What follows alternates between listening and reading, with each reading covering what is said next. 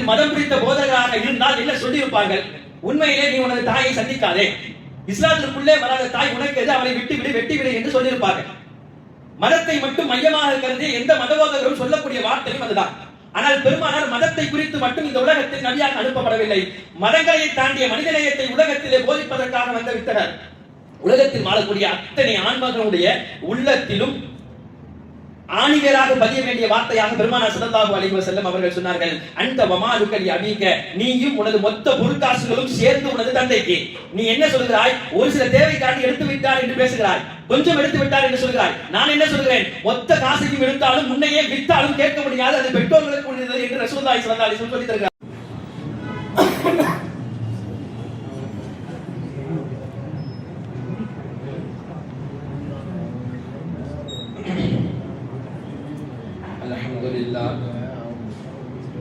الحمد لله رب العالمين والصلاة والسلام على سيد المرسلين وعلى آله وأصحابه أجمعين. أما بعد، فقد قال الله تعالى في القرآن العظيم وفي الفرقان المجيد: فأعوذ بالله من الشيطان الرجيم. بسم الله الرحمن الرحيم. ووصينا الإنسان بوالديه إحسانا حملته أمه كرها ووضعته كرها صدق الله العلي العظيم. சகைக்குரிய அல்லாஹ் நல்லடியார்களே, புனிதமிகு ரமதானுடைய 3 முத்தான 10களில் 2வது 10ஐ முடித்துவிட்டு 3வது 10இல் அடியெடுத்து வைத்திருக்கிறோம். சொல்ல போனால் நாமெல்லாம் ஆவுடன் எதிர்பார்த்திருக்கக்கூடிய லைலத்துல் கத்ருடைய இரவை அடையக்கூடிய 10இலே தொடங்கியிருக்கிறோம். அநேகமாக இன்றைய இரவு லைலத்துல் கத்ராக இரவாக இருக்கலாம். வரக்கூடிய நாட்களை எனவே கவனமாக நாம் கையாள கடமைப்பட்டிருக்கிறோம். முழுக்க முழுக்க இபாதத்திலே கழிப்பதற்கு முயற்சிப்போம் இன்ஷா அல்லாஹ். அல்லாஹ்வுடைய மாபெரும் கிருபையால் இன்று ஓதிய தராவினுடைய சூராவின் அத்தியாயம் அல்லாஹ் தஆலா குர்ஆனில் வஸைனல் இன்சான பிவாலிதைஹி இஹ்சானா, நாம் மனிதனுக்கு அவனுடைய பெற்றோர்களுக்கு உபகாரம் செய்ய வேண்டும் என்று வசியத் செய்தோம். ஏன்? ஹமலத்துஹு உம்முஹு குர்ஹா, அவருடைய தாய் அவனை சிரமத்துடன் சுமந்தாள். வ வலஅத்துஹு குர்ஹா, இன்னும் சிரமத்துடனே அவள் பெற்றெடுத்தாள் என்று அல்லாஹ் சொல்லித் தருகிறார். பெற்றோர்களை குறித்து பெருமானார் ஸல்லல்லாஹு அலைஹி வஸல்லம் அவர்கள் இந்த ஆயத்திற்கு அழகாக விளக்கம் தருகிறார்கள். ரசூலுல்லாஹ் விளக்கம் தருகிறார்கள் என்று சொல்வதை விட பெருமானார் ஸல்லல்லாஹு அலைஹி வஸல்லம் அவரிடம் கேட்கப்பட்ட வார்த்தை அதற்கு விளக்கமாக ஆகி போனது. ஒரு சஹாபியிடம் வந்து இப்படி கேட்டார், யா ரசூலுல்லாஹ், உலகத்தில் யாருக்கு நான் அதிக உபகாரம் செய்ய வேண்டும் என்று ஒரு சஹாபி கேட்டார். பெருமானார் ஸல்லல்லாஹு அலைஹி வஸல்லம் அதற்குத்தான் சொன்னார்கள், உம்முக், உனது தாய்க்கு என்று சொன்னார்கள். இரண்டாவது முறையும் சொன்னார், யா ரசூலுல்லாஹ், அடுத்து நான் அதற்கு அடுத்து யாருக்கு அதிகம் உபகாரம் செய்ய வேண்டும்? அதற்கும் ரசூலுல்லாஹ் சொன்ன வார்த்தை உனது தாய்க்கு. மூன்றாவது முறையும் கேட்டார், யா ரசூலுல்லாஹ், அடுத்து சொல்லுங்கள் யாருக்கு அதிக உபகாரம் செய்ய வேண்டும்? மூன்றாவது பெருமானார் சொன்னார்கள், உம்முக்கு, உனது தாய்க்கு. நான்காவது முறை அவர் கேட்டார். போதும் போதும் என்று சொல்லும் அளவுக்கு தாய்க்கு என்று சொன்ன பெருமானார் ஸல்லல்லாஹு அலைஹி வஸல்லம் நான்காவது முறை இந்த சஹாபி கேட்கும் பொழுது அபி, உனது தந்தைக்கு என்று சொன்னார்கள். பெருமானார் ஸல்லல்லாஹு அலைஹி வஸல்லம் தாயினுடைய சிறப்பையும் முக்கியத்துவத்தையும் காட்டுவதற்கு இரண்டாவது முறையாவது தந்தைக்கு என்று சொல்லியிருக்கிறார், இல்லை மூன்றாவது முறையாவது தந்தைக்கு என்று சொல்லியிருக்கிறார். ஏன் 3 முறையும் தாய்க்கு என்று சொல்லிவிட்டு 4வது முறை தந்தைக்கு என்று சொல்ல வேண்டும் என்ற இந்த ஹதீஸுக்கு அழகாக விளக்கம் கொடுப்பார்கள். என்ன? அல்லாஹ் குர்ஆனிலே எப்படி சொல்லி காட்டுகிறான் தாயை பற்றி? தாயை பற்றி எடுத்தவுடன் அல்லாஹ் எப்படி பேசுகிறார்? அமலத்துஹு உம்முஹு குர்ஹா, அவனை சிரமப்பட்டே சுமந்தாள் என்று அல்லாஹ் பேசுகிறார். எனவே முதல் கட்டமாக ரசூலுல்லாஹி ஸல்லல்லாஹு அலைஹி வஸல்லம் உனது தாய்க்கு என்று சொன்னதுடைய பின்னணி, அந்த தாய் தான் உன்னை அதிகம் சுமந்திருக்கிறாள். சாதாரணமாக ஒரு கல்லை கட்டிக்கொண்டு பல மணி நேரங்கள் இருப்பதற்கே ஆண்களுக்கு சிரமமாகி போகும். ஆனால் ஒரு வருடத்திற்கு சமீபமாக 10 மாதம் ஒரு மிகப்பெரிய சுமையை தனது வயிற்றிலே சுமந்து கொண்டிருக்கிறார். உலகத்தில் எந்த ஆண்மகனால் செல்ல முடியாத செய்ய முடியாத ஒன்றை ஒரு பெண் செய்வதனால் பெருமானார் ஸல்லல்லாஹு அலைஹி வஸல்லம் சொன்ன முதல் வார்த்தை உனது தாய்க்கு. இரண்டாவது ஏன் பெருமானார் ஸல்லல்லாஹு அலைஹி வஸல்லமும் தாய்க்கு என்று சொல்ல வேண்டும் என்றால் அதற்கும் அந்த ஆயத்தான் விளக்கம் தருகிறது. சுமந்ததை விடவும் அதிகமாக அந்த தாய் அந்த குழந்தையை பிரசவமாக உலகத்தில் பெற்றெடுக்கிறார். பிரசவம் என்ற இந்த வார்த்தைக்கு அழகான சொல். சவம் என்று சொன்னால் இறப்பது.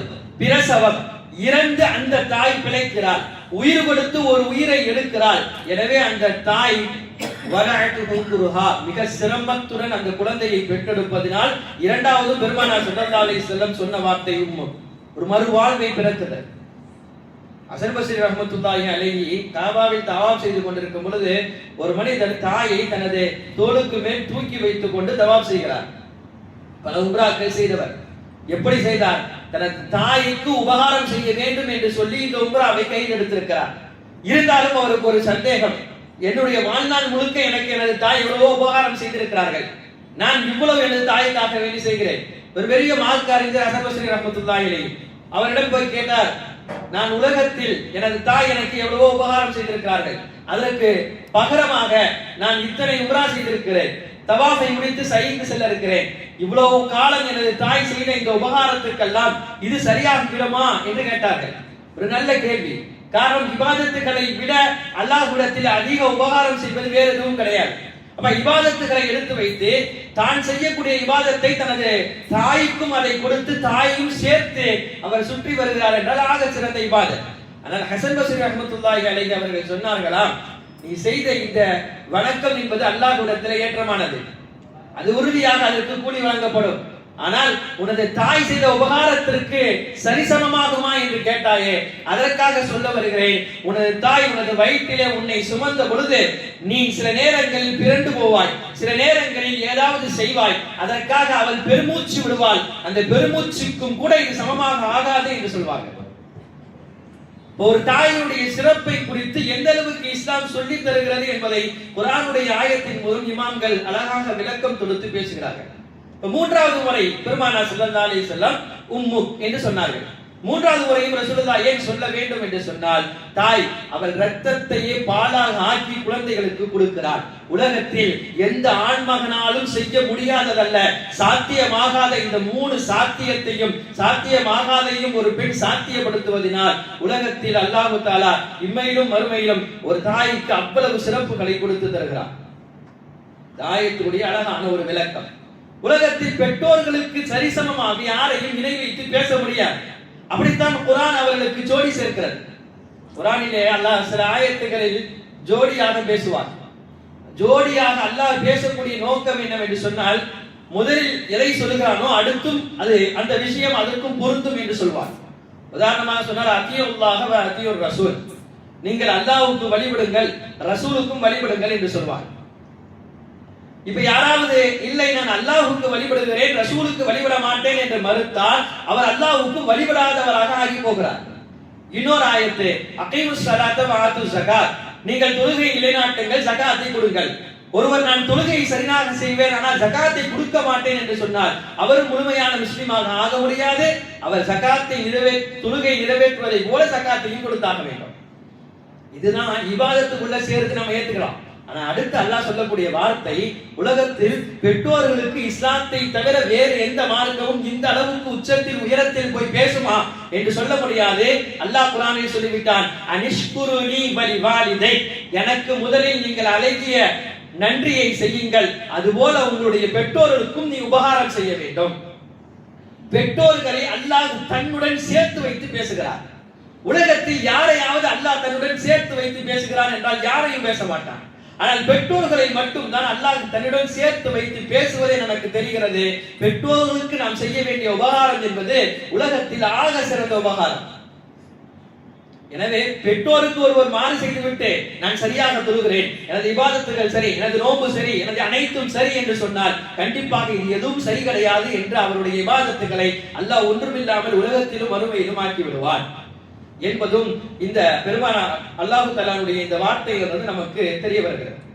பொதுவாகவே எந்த விஷயத்தில் அல்லாஹ் சமரசம் செய்தாலும் இணை வைத்தல் என்ற விஷயத்தில் யாருடனும் அல்லாஹ் சமரசம் செய்து பேச மாட்டார். பெருமானார் ஸல்லல்லாஹு அலைஹி வஸல்லம் அப்படித்தான். ஏதாவது ஒரு இபாதத்துகளில் கொஞ்சம் கொஞ்சம் குறை இருந்தால் அது மறைக்கப்படும். ஆனால் ஈமானுக்கே உழைவைக்கும் எந்த விஷயமாக இருந்தாலும் அது தூக்கி எறியப்பட்டுவிடும். அஸ்மா ரலியல்லாஹு அன்ஹா வந்து கேட்டார்கள், யா ரசூலுல்லாஹ், எனது தாய் இஸ்லாத்திற்கு வரவில்லை, ஆனால் வெகு தூரத்திலிருந்து என்னை காண வருகிறார்கள். நான் எனது தாயை பார்க்கலாமா, பேசலாமா, அவர்களை சேர்ந்து வாழலாமா? ஒரு அழகான கேள்வி. அஸ்மா ரலியல்லாஹு அன்ஹா அவர்களுக்கு பெருமானார் ஸல்லல்லாஹு அலைஹி வஸல்லம் என்ன பதிலளிக்க வேண்டும்? தற்காலத்தில் மதம் பிடித்த போதகராக இருந்தால் என்ன சொல்லியிருப்பார்கள்? உண்மையிலே நீ உனது தாயை சந்திக்காதே, இஸ்லாத்திற்குள்ளே வராத தாய் உனக்கு எது, அவளை விட்டு விடு, வெட்டி விடு என்று சொல்லியிருப்பார்கள். மதத்தை மட்டும் மையமாக கருதி எந்த மதபோதகரும் சொல்லக்கூடிய வார்த்தையும் அதுதான். ஆனால் பெருமானார் மதத்தை குறித்து மட்டும் இந்த உலகத்தில் நபியாக அனுப்பப்படவில்லை. மதங்களை தாண்டிய மனிதநேயத்தை உலகத்திலே போதிப்பதற்காக வந்த வித்தகர் பெருமானார் ஸல்லல்லாஹு அலைஹி வஸல்லம். எனவே ரசூலுல்லாஹ் சொன்ன வார்த்தை உலகத்தில் எல்லா மதபோதகர்களுக்கும் கூடிய மிகப்பெரிய வார்த்தையாக பெருமானார் ஸல்லல்லாஹு அலைஹி வஸல்லம் அவர்கள் சொன்னார்கள், சிலி ரஹ்மத், உனது தாயை நீ சேர்ந்து வாழ். என்னதான் உனக்கு அல்லாஹ் முக்கியம் என்றாலும் அதற்கு அடுத்து உலகத்தில் உனக்கு உணவளித்து உன்னை உருவாக்கி உன்னை ஒரு அளவுக்கு கொண்டு வந்து விட்டது உனது தாய். எனவே அந்த தாயை நீ சேர்ந்து வாழ். அதே நேரத்தில் உன்னால் முடிந்தால் தாய்க்கு இஸ்லாத்தை எத்தி வைக்கலாம். அந்த தாயையும் நீ இஸ்லாத்தின் பக்கம் வலியுறுத்தக்கூடாது, வற்புறுத்தக்கூடாது. இஸ்லாம் சொல்லக்கூடிய ஒரு அழகான கொள்கை மார்க்கம் இஸ்லாம்.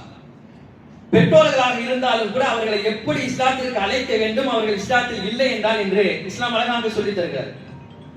பெருமானார் ஸல்லல்லாஹு அலைஹி வஸல்லம் அவர்கள் குறித்து ஒரு புத்தகம் எழுதியிருக்கிறார்கள். பெருமானார் ஸல்லல்லாஹு அலைஹி வஸல்லம் அன்னலார் அழுத பொழுதுகள் என்று ஒரு புத்தகம். அதாவது பெருமானார் ஸல்லல்லாஹு அலைஹி வஸல்லம் எந்தெந்த கட்டத்திலாம் அழுதிருக்கிறார்கள். அந்த புத்தகத்தில் அதிகம் பெருமானார் அழுத இடம் என்று சொல்லி பதிவு செய்கிறார்கள். என்னன்னா, பெருமானார் ஸல்லல்லாஹு அலைஹி வஸல்லம் தனது தாய் ஆமினா அம்மாவுடைய கபரிலே இருந்து பெருமானார் அழுததை போல மற்ற எந்த நேரத்திலும் பெருமானார் அவ்வளவாக அழுதவில்லை. காரணம், ரசூலுல்லாஹி ஸல்லல்லாஹு அலைஹி வஸல்லம் இப்படியே அழுதார்களாம், எனக்கு பணிவிடை செய்யும் பாக்கியம் எனது தாய்க்கு கிடைக்கவில்லையே என்று சொல்லி அழுதார்கள். நான் ரசூலுல்லாஹி ஸல்லல்லாஹு அலைஹி வஸல்லம் சுற்றி இருந்த சஹாபாக்கள் எல்லாம் பார்த்தபோது பெருமானாருடைய உடல் குலுங்க குலுங்க நாயகம் வரலாறிலே அதிகமாக அழுக அழுகை அந்த அழுகை என்று சொல்வார்கள். இதை வைத்து பெருமானார் சொல்லித் தருவது, இந்த உலகத்தில் தாய் தந்தையை விட நமக்கு சிறந்தவர்கள் யாரும் கிடையாது என்பதை பெருமானார் ஸல்லல்லாஹு அலைஹி வஸல்லம் அவர்கள் பாடம் நடத்துவார்கள். சொல்லலாம், இவ்வளவு இபாதத்துகள் செய்யலாம், இபாதத்துகளை எல்லாம் இஸ்லாம் வரவேற்கிறது. ஆனால் தாய் தந்தையெல்லாம் தாண்டிய ஒரு இபாதத் இருந்தால் அந்த இபாதத்தை அல்லாஹ் ஏற்றுக்கொள்ள மாட்டார். மிகப்பெரிய சஹாபி அல்கமா ரலியல்லாஹு அன்ஹு, சஹாபாக்களுக்கு மத்தியிலே மிக பிரபலமான ஒரு சஹாபி. கடைசி நேரம், அவருடைய சக்கராத்தினுடைய நேரம், கலிமா சொல்லிக் கொடுத்தால் கலிமா அவர்களுடைய நாவிலிருந்து வர மறுக்கிறது. சஹாபிக்கு இந்த நிலையா? பெருமானார் ஸல்லல்லாஹு அலைஹி வஸல்லம் அவரிடம் இந்த செய்தி கொண்டு போகப்பட்டது. பெருமானார் ஸல்லல்லாஹு அலைஹி வஸல்லம் பிலால் ரலியல்லாஹு அன்ஹு, அலி ரலியல்லாஹு அன்ஹு போன்ற முக்கிய சஹாபாக்களை எல்லாம் அனுப்பி வைக்கிறார்கள். எதற்கு? ரசூலுல்லாஹ்விடம் நீங்கள் அந்த அல்கமா ரலியல்லாஹு அன்ஹு அவரிடம் போய் கலிமாவுக்கு சொல்லிக் கொடுங்கள், கலிமாவை நினைவுபடுத்துங்கள், தல்கீன் என்று சொல்வார்கள். அதாவது கலிமாவை நாம் சக்கராத்தில் இருப்பவர்களுக்கு சொல்ல வற்புறுத்தக்கூடாது, நாம் சொல்லிக் கொண்டிருக்க வேண்டும். சொல்லிக் கொண்டிருப்பது லேசாக அவருடைய காதிலே விழ வேண்டும். அதை அவர்கள் கேட்டு திரும்ப சொன்னால் சரி. ஆனால் என்ன செய்யக்கூடாது என்று பல வீடுகளில் நடக்கிறது. அந்த சக்கராத்துடைய நேரத்திலே பக்கத்தில் உட்கார்ந்து கலிமா சொல்லுங்க, கலிமா சொல்லுங்க, சொல்லுங்க லா இலாஹா இல்லல்லாஹ், சொல்லுங்க லா இலாஹா இல்லல்லாஹ் என்று சொல்லும் பொழுது திரும்ப திரும்ப அந்த நேரம் என்பது சக்கராத்து, பல பெரும் ஷைத்தான்கள் வந்து போகக்கூடிய நேரம், உடலெல்லாம் ரணமாகி இருக்கக்கூடிய நேரம், அனைத்து விதமான வேலைகளுக்கும் உள்ளாக்கப்பட்ட நேரம். அந்த நேரத்தில் ஒரு வலுக்கட்டாயமான சொல்லுங்கள் சொல்லுங்கள் என்று சொல்லி அவர் என்னால் சொல்ல முடியாது என்று மறுத்து விட்டார், அவர் குஃப்ராக மறுத்து விட்டார் என்ற அளவுக்கு எழுதுகிறார்கள். எனவே தல்கீன் என்று சொன்னாலே என்னன்னா, கலிமாவை ஞாபகப்படுத்துவது. பக்கத்துல உட்கார்ந்து அவர் கலிமா சொல்லிட்டே இருக்கணும், லா இலாஹா இல்லல்லாஹ், லா இலாஹா இல்லல்லாஹ் சொல்லணும். அதை அவர் கேட்டுட்டு நம்ம இந்த நிலையில இருக்கிறோம், அதனாலதான் நமக்கு கலிமாவை சொல்றாங்க, நம்ம சொல்லணும்னு அவர் சொல்லணும், வற்புறுத்தக்கூடாது. இப்போ அதே மாதிரிதான் இந்த சஹாபிக்கும் கலிமாவை நினைவுபடுத்துகிறார்கள். நினைவுபடுத்தியும் கூட அவருக்கு கலிமா நாவிலிருந்து வரவில்லை. பெருமானார் ஸல்லல்லாஹு அலைஹி வஸல்லம் அந்த செய்தியும் கொண்டு போகப்பட்டது.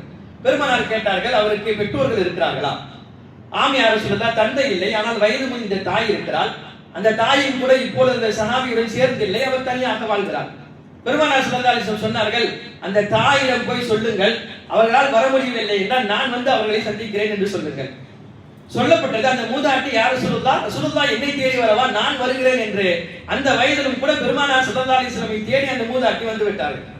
ரசூலுல்லாஹி ஸல்லல்லாஹு அலைஹி வஸல்லம் எடுத்தவுடன் கேட்ட வார்த்தை இதுதான், நான் அல்லாஹ்வுடைய ரசூல், நீங்கள் என்னிடத்திலே பொய் சொன்னால் அல்லாஹ் எனக்கு வஹியாக அனுப்பி விடுவான்.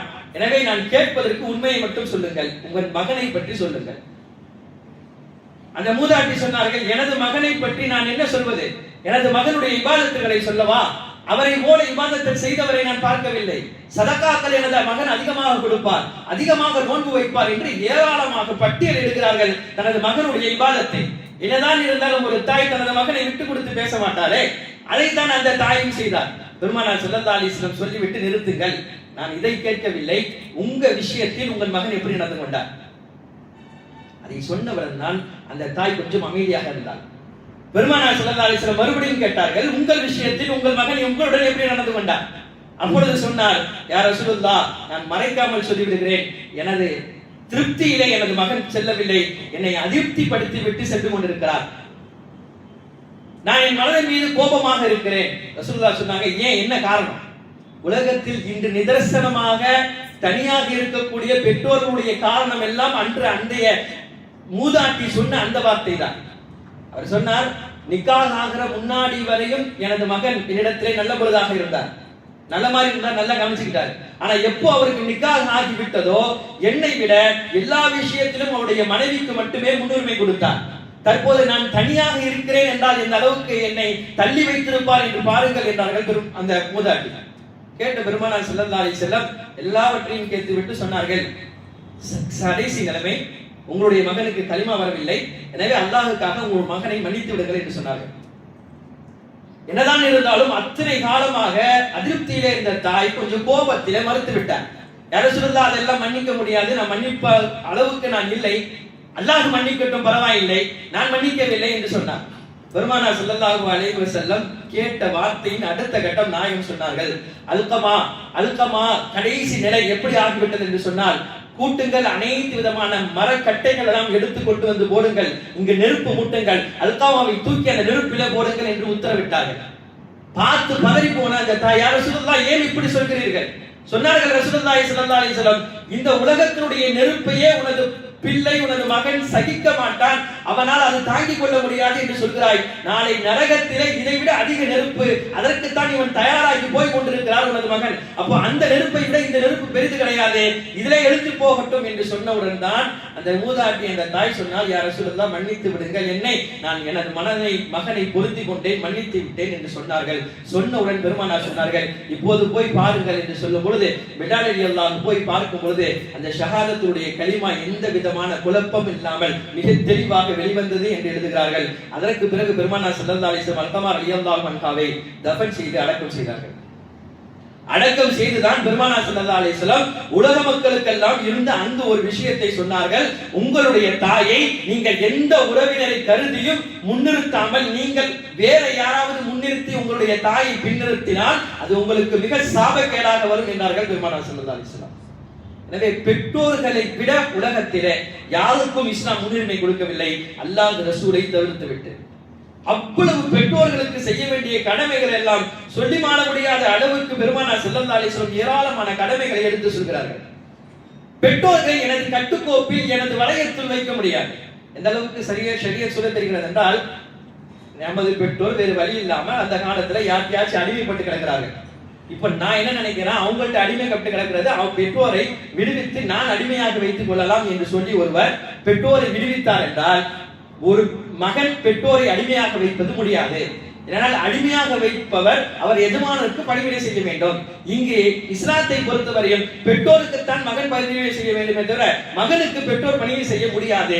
எனவே பெற்றோரை யாரும் அடிமையாக வைக்க முடியாது. அந்த வகையில் வருவதுதான் பெற்றோருக்கு ஜகாத் கொடுக்க முடியாது. நம்ம நினைக்கலாமே, இவ்வளவு காசு இருக்கு, அதிகமா இருக்கு, இந்த காசுல அதிகமா நம்ம யாருக்காவது கொடுக்கணும் என்றா ஜகாத்தை ஏன் ரசூலுல்லாஹ் பெற்றோருக்கு கொடுக்க சொல்லல? பெற்றோருக்கு தானே கொடுக்க சொல்லணும், அதுதானே நல்ல விஷயம். அவ்வளவு பெரிய தொகை பெற்றோருக்கு போனா நல்லது தானே, அவங்க கஷ்டப்படுறாங்க அப்படின்னா அவங்களுக்கு கொடுக்குறாங்க. ஜகாத்தை வாங்குவதற்கு தகுதியானவர்களாக இருக்கும் பொழுது, ஆனால் ஜகாத்தை வாங்குவதற்கு தகுதியானவர்களாக பெற்றோர்கள் இருந்தாலும் கொடுக்க கூடாது என்று மார்க்கம் சொல்கிறார். ஏன்னா ரெண்டு விஷயம், ஜகாத்துடைய பொருளே அது மீச்சமான அல்லாஹ் உனக்குள்ள பொருள் கிடையாது, அது வெளியே போகக்கூடிய பொருள் என்று சொல்கிறார்.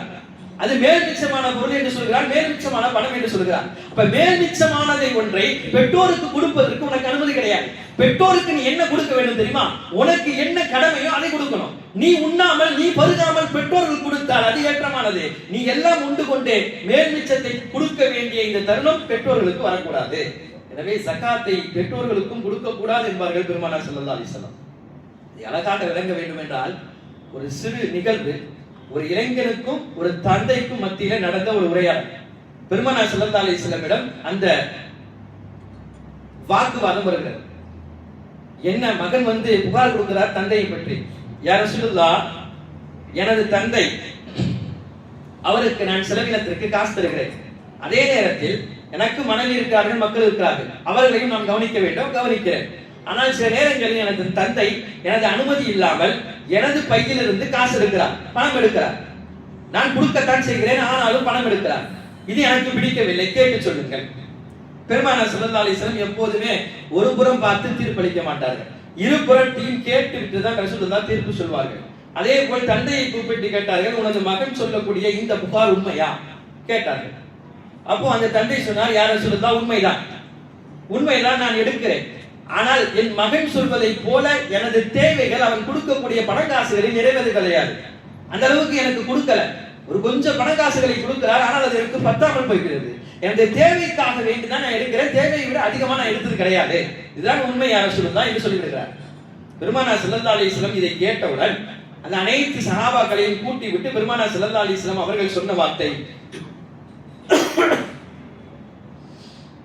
உலகத்தில் வாழக்கூடிய அத்தனை ஆண்மகனுடைய உள்ளத்திலும் ஆணிவேராக பதிய வேண்டிய வார்த்தையாக பெருமானார் ஸல்லல்லாஹு அலைஹி வஸல்லம் அவர்கள் சொன்னார்கள், அன்த வமாலுக லி அபீக, நீயும் உனது மொத்த பொருட்காசுகளும் சேர்ந்து உனது தந்தைக்கு. நீ என்ன சொல்கிறாய்? ஒரு சில தேவைக்காண்டி எடுத்து விட்டார் என்று பேசுகிறாய், கொஞ்சம் எடுத்து விட்டார் என்று சொல்கிறாய். நான் என்ன சொல்கிறேன்? மொத்த காசையும் எடுத்தாலும் முன்னையே விட்டாலும் கேட்க முடியாது, அது பெற்றோர்களுக்கு உரியது என்று ரசூலுல்லாஹி ஸல்லல்லாஹு அலைஹி வஸல்லம் சொல்லி தருகிறார்கள். அதே நேரத்தில் ஒரு நல்ல பெற்றோர் அந்த விஷயம் அது மாதிரி செய்ய மாட்டார். ஒரு நல்ல பெற்றோருக்கு உண்டான அடையாளம் அது கிடையாது. அப்படி அவர் செய்தால் அவர் பெற்றோராக இருக்க மாட்டார். பெருமானார் ஸல்லல்லாஹு அலைஹி வஸல்லம் பொது பெற்றோர்களை குறித்து எந்த உச்சத்தில் பேசினார்கள் என்பது ஏராளமான குர்ஆன் ஹதீஸினுடைய வாயிலாக நம்மால் பார்க்க முடிகிறது. எனவே காலமுக்க அந்த பெற்றோர்களை பேணி வாழக்கூடிய பாக்கியத்தை அல்லாஹ் நம் அனைவருக்கும் தர வேண்டும். கடைசியாக ஒரு விஷயம், பெருமானார் ஸல்லல்லாஹு அலைஹி வஸல்லம் எந்த அமலையும் செய்தால் தான் நன்மை சொன்னார்கள். ஆனால் 3 விஷயத்தை பார்த்தாலே நன்மை என்று சொன்னார்கள். ஒன்று காபத்துல்லாஹ், இரண்டாவது குர்ஆன், இதெல்லாம் பார்த்தாலே நன்மை. அதே மாதிரி மூன்றாவது பெற்றோருடைய முகம் மலர்ச்சியுடன் அந்த பெற்றோரை பார்த்தாலே நன்மை. சஹாபாக்கள் கேட்டார்கள், யா ரசூலுல்லாஹ், பார்த்தாலே நன்மையா? எவ்வளவு நன்மை? சொன்னார்கள் ரசூலுல்லாஹி ஸல்லல்லாஹு அலைஹி வஸல்லம், மக்பூலான மப்ரூரான ஏற்றுக்கொள்ளப்பட்ட ஹஜ்ஜினுடைய நன்மை நீங்கள் ஒரு முறை பெற்றோருடைய முகத்தை பொன்முருளாக பார்த்தால் கிடைக்கும். இப்படி சொல்லப்பட்டா நமக்கு என்ன சந்தேகம் வரும்? ஒரு மாட்டி பார்த்தாலே அவ்வளவு நன்மை கிடைக்கும்னா நான் எத்தனை வாட்டி பார்ப்பேன், அப்ப எனக்கு எவ்வளவு நன்மை கிடைக்கும் என்று நம்மளுடைய உள்ளத்தில் ஓடும். சஹாபாக்களுடைய உள்ளத்திலும் ஓடியதுதான் ரசூலுல்லாஹி ஸல்லல்லாஹு அலைஹி வஸல்லம் சஹாபாக்கள் கேட்டே விட்டார்கள், இன்னவரகுல்ல யௌமின் மிஅத்து மர்ரா, யா ரசூலுல்லாஹ், நான் ஒவ்வொரு முறையும் எனது பெற்றோருடைய முகத்தை 100 முறை பார்க்கிறேன், 100 முறை பார்க்கிறேன். அப்போது என்ன சொல்கிறீர்கள்? ரசூலுல்லாஹி ஸல்லல்லாஹு அலைஹி வஸல்லம் சொன்னார்கள், நஅம் அல்லாஹு அக்பர் வ ஆத்தியப், கண்டிப்பாக அல்லாஹ் நன்மை கொடுப்பது விசாலமானவன் என்று சொல்லி முடிக்கிறார்கள். பெற்றோருடைய நன்மைகள் செய்வதும் பெற்றோர்களுடைய உயரத்தில் வைத்து பார்ப்பதும் இஸ்லாத்திலே அந்த அளவுக்கு நன்மைகளை அள்ளி கொடுப்பதாக அல்லாஹ் வாக்குறுதி கொடுத்திருக்கிறான். எனவே நம்முடைய ஜீவித்த காலத்திலே உலகத்திலும் சரி நாளை மறுமையிலும் சரி அந்த பெற்றோர்களை நல்ல முறையிலே அந்த பெற்றோர்கள் எப்படி நம்மை நடத்த வேண்டும் என்று நாடிருக்கிறார்களோ அதுபோல அந்த பெற்றோர்களை நடத்தி நாளை சுவனத்திலே பெற்றோருடைய கைப்பிடித்து சுவனத்திற்கு சொல்லக்கூடிய பாக்கியத்தை அல்லாஹ் நம் அனைவருக்கும் தருவானாக. வாகிரு தவானா அல்ஹம்துலில்லாஹி ரப்பில் ஆலமீன்.